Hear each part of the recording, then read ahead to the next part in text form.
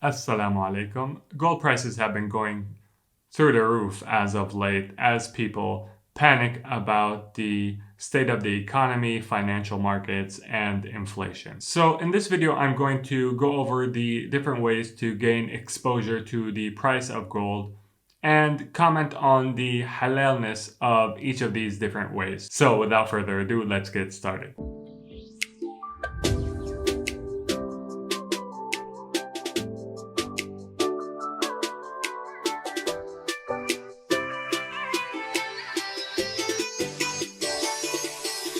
What I can say confidently is that gold is a better store of wealth than cash is. Essentially, at this point, cash is trash. Central banks have been flooding the market with cash like there's no tomorrow.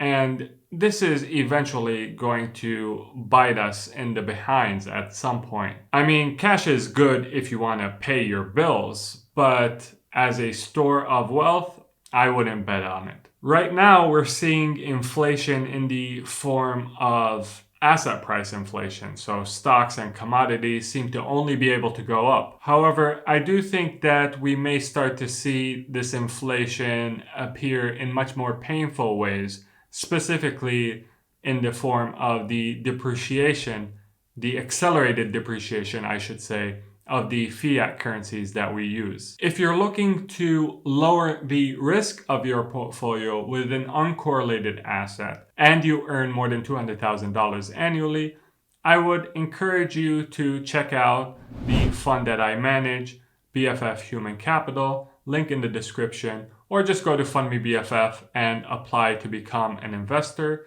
We offer a very unique asset class that has had returns that are comparable with the stock market and have exhibited, at least since our inception in March of 2017, has exhibited basically no correlation with the market. So these features make it a very valuable addition to any portfolio. When you have an uncorrelated asset with the same expected return, you're lowering your risk without lowering your expected return. So it's something that you should definitely check out if you qualify. Now, if you're looking to own gold as a store of wealth, here are the different ways that you can do so.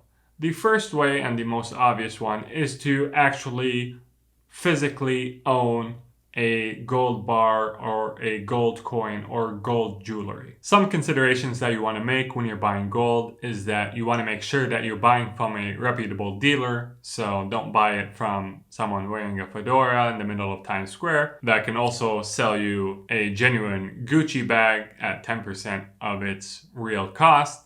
And also, after you buy, make sure that you have a secure way to store the gold. A security deposit box in a bank is a good option. If you live in an area where perhaps you don't have access to a bank that offers this service, then owning a safe where you can store your gold in is probably a good idea. Now, if you're looking to buy gold jewelry, one consideration that you have to keep in mind is how many carats that gold is. 24 carats means that it's pure gold, and typically jewelry is not made out of 24 karat gold because one, it's expensive to do that, and two, pure gold is actually sort of soft, so it scratches easily. The carats refer to how many parts of the metal are actually gold. 24 carats means 24 out of 24 parts are actually gold. 14 karat gold has around half as much gold as 24 karat gold has. So when you're buying, make sure you're not paying 24 karat gold prices and getting a 14 karat gold piece of jewelry. If you're a man, owning gold jewelry may be a good way to score points with your wife, as well as storing your wealth. If you're a lady, owning gold jewelry allows you to wear your wealth, enjoy it, rather than just having it sitting in a safe somewhere, gathering dust and not doing much for you. A drawback of gold jewelry is that when you're buying jewelry, you're not just paying for the gold itself, you're also paying for the workmanship that went into making that particular piece. And if the design of the particular jewelry that you bought goes out of style, that may negatively affect its resale value. Also, selling gold jewelry is a lot less straightforward than selling a gold bar or a gold coin, for example. Now, let's say you don't want to go through the hassle of buying, storing, and then selling actual physical gold, and you would rather have exposure to gold through the stock market. Is there a way to do this in a halal way? Well, yes, there is. And you can do so through physically backed gold ETFs.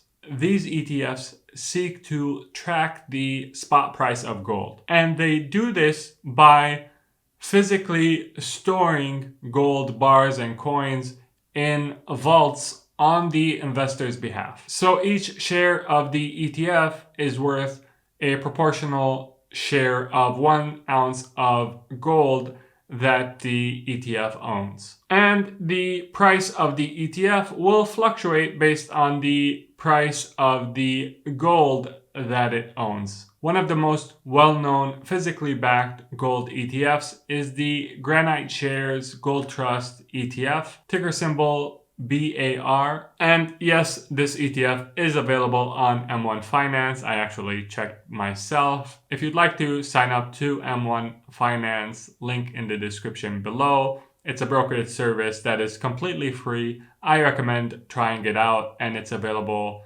for people in the United States. If you use the link in the description, you will be supporting the channel, and I really appreciate that. Now, keep in mind, gold ETFs are like any other ETF. They do have an expense ratio. The expense ratio of the ETF bar is 0.18%. And this basically represents what the ETF is going to take from the value of your portfolio annually. And in the case of physically backed gold ETFs, this expense ratio is meant to cover the cost of storing the gold as well as the admin costs of the ETF itself. The advantages of gold-backed ETFs is that you don't have to store the gold yourself, you don't have to buy insurance on it, and when you want to sell your shares, it's as easy as selling a stock.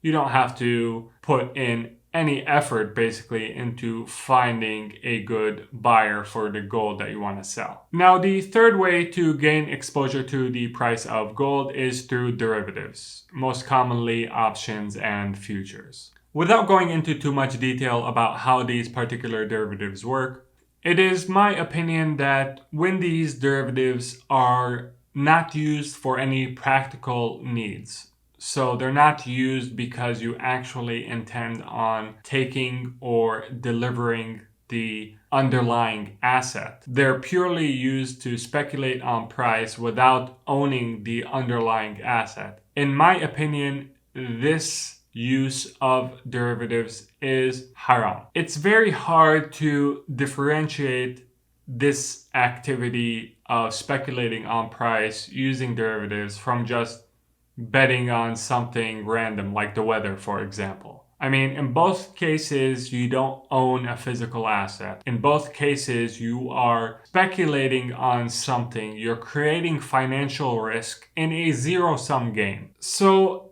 this makes it very hard to distinguish this activity from pure al-maisir, pure gambling.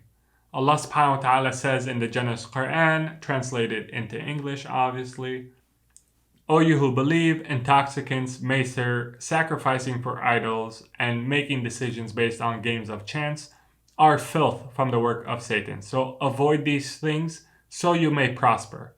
Satan desires to create enmity and hatred amongst you through intoxicants and gambling, and to stop you from praying and remembering Allah. So will you abstain from these things? For more on the topic of Al-Maisir and derivatives, check out the links in the description below. I'll link to a couple of videos that I've made on these topics. The last method of gaining exposure to the price of gold on our list is to invest in companies that are engaged in the mining, refining, and production of gold. Now, when you go this route, the prices of your shares are going to be less correlated or less tightly correlated with the prices of gold than if you owned gold-backed ETFs or you owned gold coins or gold bars or jewelry. If you're attracted to gold as a store of wealth, I'm not sure why you would own gold mining companies as opposed to just a gold-backed ETF. As for halalness, the halalness of any gold mining company needs to be evaluated on a case-by-case basis. Make sure you're watching out for any highly leveraged gold mining companies, and there are quite a few out there. So there you have it, a review of the various methods of owning gold and the halalness of those various methods. And basically what I've said about gold can be applied to silver and other commodities as well. Hopefully you found this video beneficial, and if you did, leave a like and subscribe. According to YouTube, roughly 70% of viewers of videos on this channel are not subscribed. So if you aren't subscribed and you like the content of this channel, I would encourage you to subscribe, and maybe we can hit that 10,000 subscriber mark sooner rather than later. Until next time, make sure to take care of yourself. Assalamu alaikum and peace be upon you all.